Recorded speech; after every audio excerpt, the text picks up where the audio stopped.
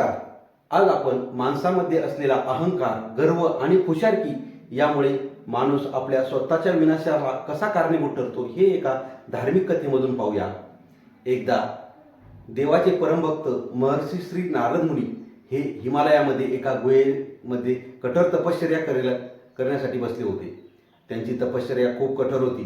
त्यांची ती तपश्चर्या पाहून इंद्रदेवालाही वाटले की आता आपले इंद्रपद हे नारद मुनी हिरावून घेतोय की काय. परंतु इंद्राने त्यांची तपस्या भंग करण्यासाठी कामदेव आणि अप्सरांना त्यांच्याकडे पाठवले. त्या ठिकाणी कामदेवाने आपल्या सर्व शक्ती वापरून तसेच त्या ठिकाणी सुंदर मोहक वातावरण तयार करून नारद मुनीची तपश्चर्या भंग करण्याचा प्रयत्न केला. परंतु तसे झाले नाही. नारद मुनीची तपस्या भंग झाली नाही. त्यावेळेस कामदेवाने हे नारद मुनींची माफी मागून त्या ठिकाणाहून निघून गेले.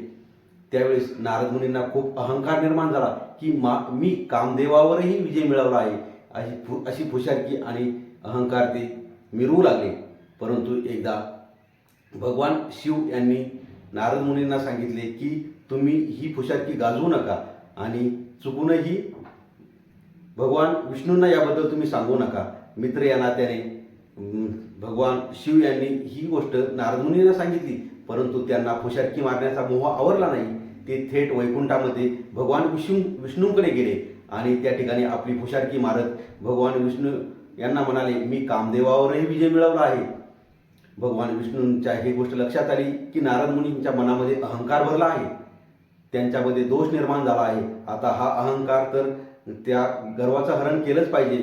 तो अहंकार दूर करण्याच्या एक सुंदर अशी लीला त्यांनी स्थापन केली म्हणजे तयार केली. वैकुंठामधून परत पाठीमागे जात असताना भगवान विष्णूंनी रस्त्यामध्ये एक सुंदर अशी नगरी स्थापन केली. ज्या नगरीची मध्ये एक राजा आणि त्याची मुलगी श्रीमती हिच्या स्वयंवराची तयारी चालू होती. तर त्या स्वयंवरामध्ये नारदजी मुनी पोहोचले आणि त्यांनी त्या मुलीला पाहिले. त्यावेळेस ते तिच्यावर मोहित झाले आणि मोहित झाल्याच्या नंतर त्यांनाही वाटले की आपणही हिच्या बरोबर विवाह करावा. त्यावेळेस ते पुन्हा विष्णूंकडे आले आणि विष्णूंना म्हणाले की देवा मला तुमच्यासारखे हरिरूप द्या. हरिरूप म्हणजे त्यावेळेस विष्णूंना हसू आलं. मग हरी या अर्थाचा शब्द दोन प्रकारे आहे. हरी एक या शब्दाचा अर्थ एक विष्णू आहे तर दुसरा त्या हरी या शब्दाचा वानर म्हणजे माकड आहे.